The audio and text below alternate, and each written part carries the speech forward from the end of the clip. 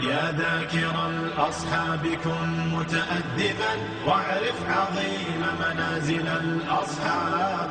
هم صفوة رفعوا بصحبة أحمد وبذاك قد خصوا من الوهاب.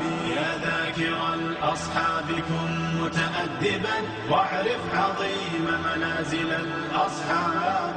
هم صفوة رفعوا بصحبة أحمد وبذاك قد خصوا من الوهاب. هم ناصروا المختار في تبليغه فجزاهم الرحمن خير ثواب. ما بال أهل الغي طال لسانهم وتجرؤوا ورموهم بسباب.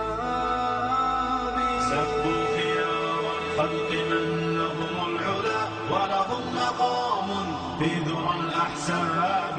من قبل صرح أعوج عن حقده في سب شيخ متق أواب. يا ثاني الاثنين في الغار الذي شهدت له آيات خير كتابي. واليوم قد صدع الخبيث بجرأة ووقاحة من سافل كذاب. هذا النبي محمدا في عرضه سيعمه ذل